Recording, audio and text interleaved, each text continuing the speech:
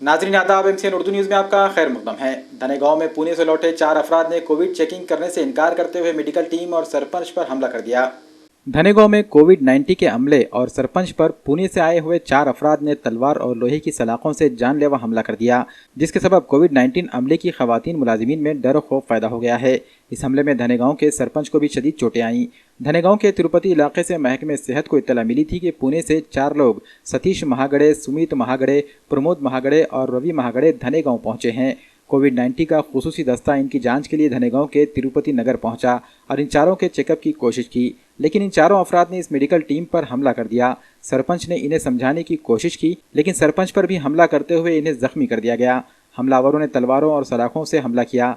इस हमले के बाद चारों मुलजिमीन को अस्पताल में ले जाया गया। हमले की इत्तला जैसे ही गांव में फैली, धनेगांव के लोगों ने देही पुलिस स्टेशन पहुंचकर पुणे से आए चारों अफराद के खिलाफ मामला दर्ज कराने की मांग करने लगे। एडवोकेट शेख शकील ने धनेगांव के सरपंच की शिकायत पर देही पुलिस स्टेशन में इन चारों हमलावरों के खिलाफ मुकदमा दर्ज करवाने के लिए मौसर नुमाइंदगी की।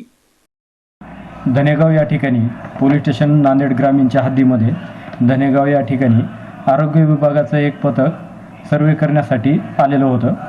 त्या ठिकाणी त्यांना माहिती मिळाली की पुण्यावरून काही 2 ते 3 घरी काही संशयित इसम त्या घरी राहण्यासाठी आलेले आहेत, म्हणजे त्याच भागातले पण पुण्यावरून आलेले आहेत अशी माहिती मिळाल्याने त्यांनी सरपंचांना फोन करून की त्या ठिकाणची तपासणी करायची आहे आणि सोबत तुम्ही राहा असे म्हणून सरपंच आणि त्या गावचे पोलीस पाटील यांना बोलावून घेतलं। त्यानंतर त्या ठिकाणी बोलवल्यानंतर 2 घरांची तपासणी झाल्यानंतर 3ऱ्या घराची तपासणी चालू होती। त्यावेळी सरपंच थोड्या कामासाठी बाहेर गेले। परत त्या 3रं घर तपासणीसाठी सहकार्य करत नसल्याने त्या आरोग्य सेविकेचे कर्मचाऱ्यांनी सरपंचांना त्या ठिकाणी बोलावून घेतलं की गावातलं ते घर सहकार्य करत नाही। त्या घरचे सतीश महागडे व त्यांचे भाऊ सुमेध महागडे, प्रमोद महागडे, रवी महागडे असे 4 जण त्या ठिकाणी होते। ते सहकार्य करत नसल्याबाबतची माहिती आरोग्य सेविकेने दिली। त्यावेळी सरपंच त्या ठिकाणी आले। सरपंचांनी त्यांना सांगितलं, गावचे सरपंचाचं नाव आहे दिलीप गजभारे, त्यांनी सांगितलं की बाबा जे आरोग्य विभागाचे कर्मचारी आहेत ते आपल्यासाठी सांगत आहेत आणि कोरोना-19 हा जो कोविड आजार आहे त्या साथीच्या अनुषंगानं ते तुम्हाला तपासणीच्या सूचना देत आहेत, तर तुम्ही त्यांच्या सूचना पाळा आणि तपासणीला जा। तुम्हाला जर आजार नसेल तर तुम्ही काही काळजी करू नका आणि असेल तर उपचार होईल अशा सूचना सरपंचांनी दिल्यानंतर त्या चौघांनीही तुम्ही आम्हाला सूचना देणार कोण आणि आम्हाला तुम्ही का बळजबरी करता असे म्हणून त्यांनी सरपंचाच्या अंगावर धावून हल्ला केला। त्यापैकी त्या मारहाणीमध्ये त्यांनी कुऱ्हाड, काठी आणि तलवार वापरल्याचे सरपंचांनी फिर्याद दिलेली आहे आणि त्यांनी सरपंचांना दवाखान्यात दाखवून उपचार केलेला आहे आणि सरपंचांनी दिलेल्या फिर्यादीवरून पोलीस स्टेशन नांदेड ग्रामीण येथे 307 भादवी कलम तसेच इतर 324, 504, 506 या कलमाप्रमाणे आर्म ॲक्ट याप्रमाणे गुन्हा दाखल करण्याची प्रक्रिया चालू आहे।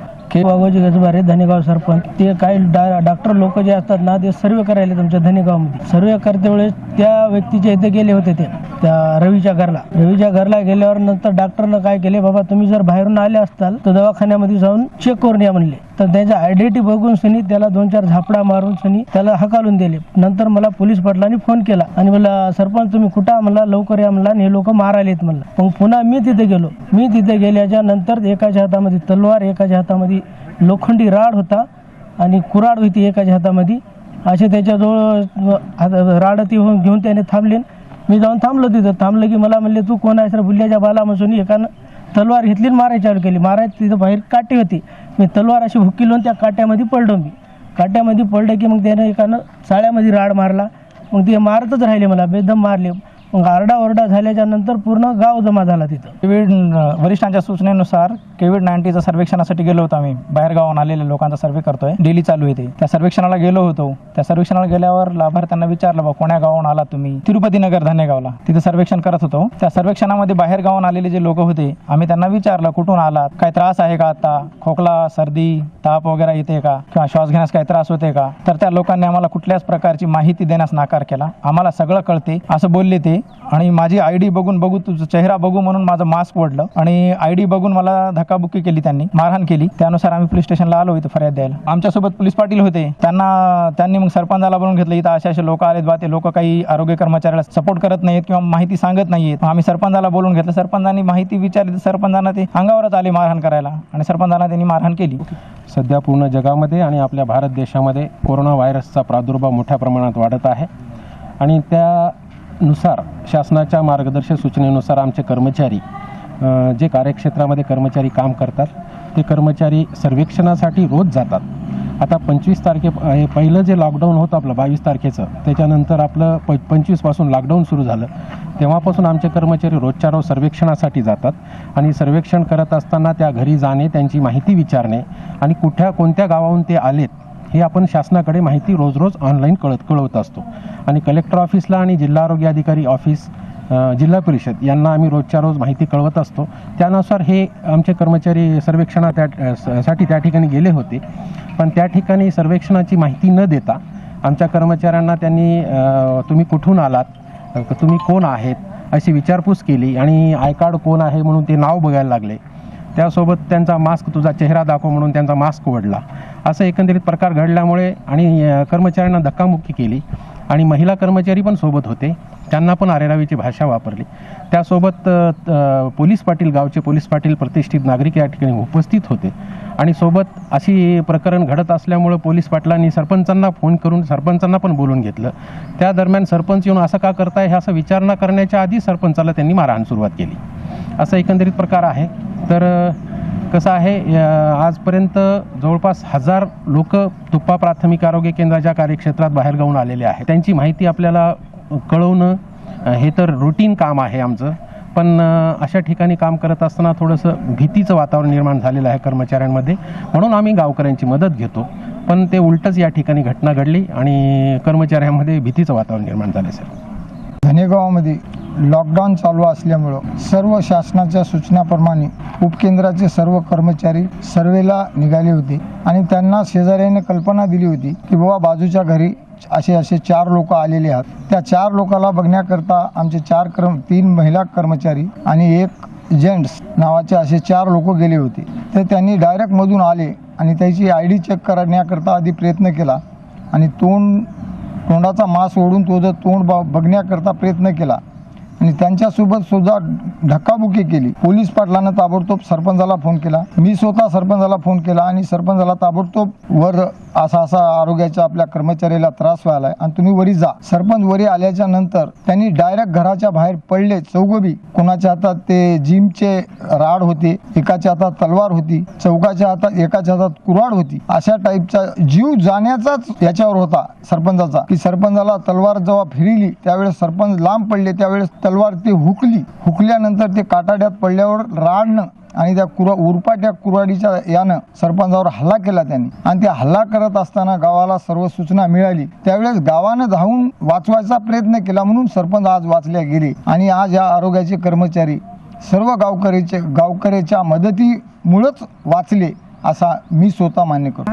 आम्ही त्यांच्या घरी गेलो असता त्यांची माहिती विचारत असताना पुण्या गावाहून आले आणि कधी आले हे विचारत असताना त्यांनी आमच्यावर अटॅक करण्याचा प्रयत्न केला, आयडेंटिटी पाहण्याचा प्रयत्न केला आणि आमच्या मेल कर्मचाऱ्याला पहिल्यांदा मारण्यास चालू केलं त्यांनी आणि नंतर आमच्यावरही अटॅक केला आणि घरी येऊन जिवे मारतो, खतम करतो असं धमक्या त्यांनी आम्हाला दिल्या. आम्ही नाव सांगणार नाही असं सांगितलं त्यांनी. आम्ही काही माहिती देणार नाही असं सांगितलं. कोरोनाची साथ चालू असताना आम्हाला वेळोवेळी आरोग्य खात्याची एक काम आहे की बाबा बाहेर गावून जे लोक आलेत त्यांची माहिती देणे, ते कुठल्या जिल्ह्यातून आलेत, कोरोनाबाधित जिल्ह्यातून आलेत का, कसं आहे किंवा त्यांची तब्येत, त्या कोरोनाविषयी काही लक्षणं विचारण्यासाठी आम्हाला वरिष्ठाच्या सूचनेनुसार आम्हाला सर्वे करण्यासाठी दररोज गावामध्ये फिरायला लागतो. लॉकडाउन में बिजली का बिल अदा करने में हो रही दुश्वारियों से बचने के लिए महकमे बिजली ने मार्च और अप्रैल का बिल अब मई में अदा करने की सहूलत का ऐलान किया है। लॉकडाउन के इस दौर में कमाने और खाने की भी मुश्किल हो गई है, तो बिजली का बिल लोग कहां से अदा कर सकेंगे। ऐसे में महकमे बिजली ने अपने ग्राहकों को राहत पहुंचाते हुए इन्हें सहूलत देने का ऐलान किया है। मार्च और अप्रैल का बिजली का बिल अब ग्राहकों के लिए फौरी अदा करना जरूरी नहीं है, इसे मई के महीने में अदा किया जा सकेगा। रियासती वजीर बराए बिजली डॉक्टर नितिन राउत की हिदायत पर महकमे बिजली ने यह फैसला लिया है। महकमे बिजली ने सही मीटर रीडिंग हासिल करने के लिए भी ग्राहकों से अपने मीटर की फोटो महावितरण की वेबसाइट या मोबाइल ऐप पर अपलोड करने की सहूलत भी जारी की है। नांदेड़ के आंगनवाड़ी तुलबा में राशन की तकसीम अमल में आई। आंगनवाड़ी स्कूल की खातून टीचर्स ने अपने आला अफसरान की हिदायत पर हर माह की तरह इस माह भी आंगनवाड़ी स्कूल में तालीम हासिल कर रहे 3 साल से 6 साल के बच्चों में राशन तकसीम किया, जिसमें गेहूं, चावल, तेल और 2 किस्म की दालें व दीगर सामान शामिल हैं। वाज़ेह है कि लॉकडाउन में सबसे ज़्यादा गरीब लोग मुतासिर हुए हैं। आंगनवाड़ी में तालीम हासिल करने वाले ज़्यादातर बच्चे गरीब ख़ानदानों से ताल्लुक़ रखते हैं। ऐसे में इनमें राशन की तकसीम ने इन्हें लॉकडाउन से कुछ राहत ज़रूर पहुँचाई है। मेरा नाम अब्दुल राफ़े है, मैं उमर कॉलोनी का रहवासी हूँ। मेरी लड़की मोहम्मद अमीना है और जो संगीता मैडम के बालवाड़ी में पढ़ती है, 5.5 साल की लड़की है मेरी।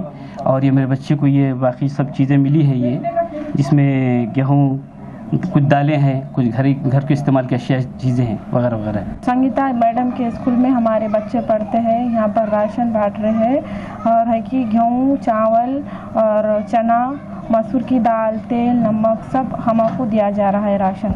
हमको पिछले महीने में मिला था, हर महीने में दिया जाता है। संगीता मॅडमच्या शाळेमध्ये आमची मुलगी आहे 5 वर्षाची, तिला सर्व अनाज भेटत आहे आणि संगीता मॅडम सगळ्यांना आपण इथं रकाने करून देत आहेत आणि आम्हाला गहू, तांदूळ, मसूर डाळ, चना डाळ, तेल पाकिट, मिरची पाकिट, मीठ पाकिट सर्व काही 10 आइटम मिळत आहे। मैं आंगनवाड़ी टीचर संगीता मैड, उमर कॉलोनी, नांदेड़, आंगनवाड़ी क्रमांक 12। ये आंगनवाड़ियाँ जो है प्रकल्प क्रमांक 1 गणेश नगर नांदेड़ से नांदेड़ के थ्रू चलाई जाती है। हमारे CDPO कालम मैडम और सुपरवाइज़र पेंडे मैडम के अंतर्गत ये आंगनवाड़ी चलाई जाती है।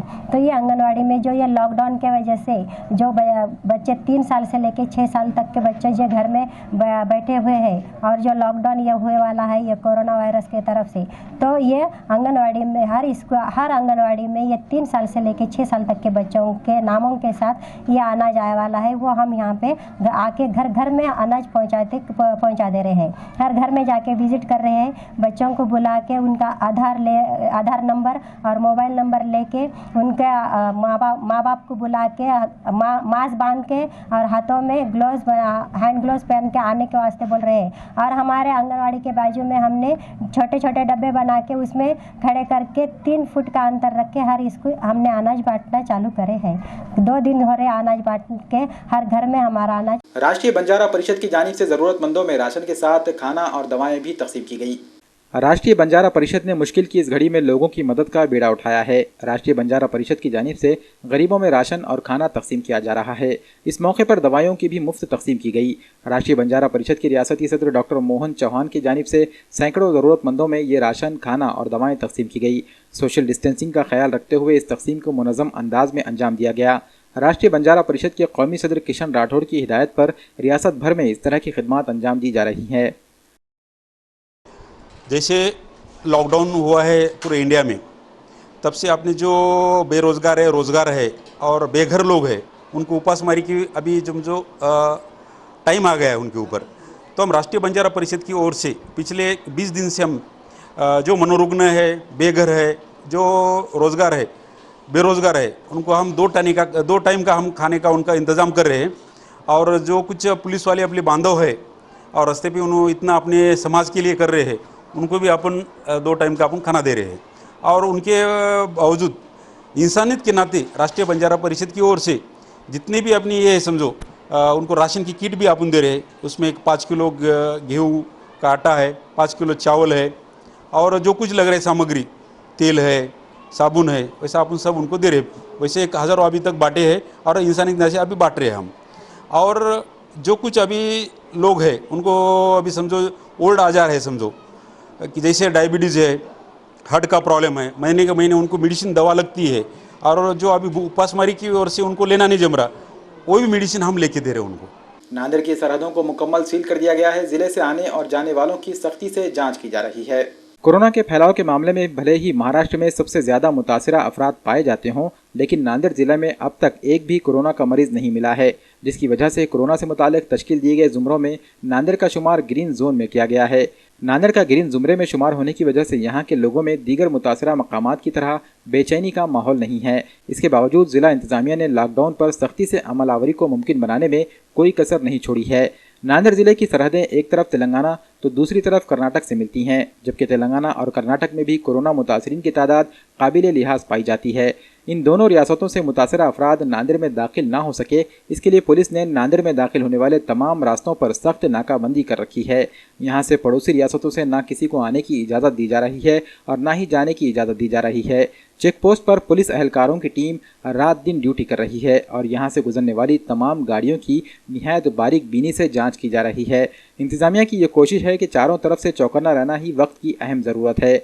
वाज़ेह है कि महाराष्ट्र के वज़ीर आला उद्धव ठाकरे ने हाल ही में यह यकीन दिलाया कि जो अजला ग्रीन जोन में आते हैं उनमें 20 अप्रैल से लॉकडाउन की पाबंदियों में कुछ हद तक नरमी की जाएगी और लोगों को इसका फ़ायदा मिल सकेगा। MCN उर्दू न्यूज़ में आज बस इतना ही। कल फिर मुलाकात होगी। आदाब।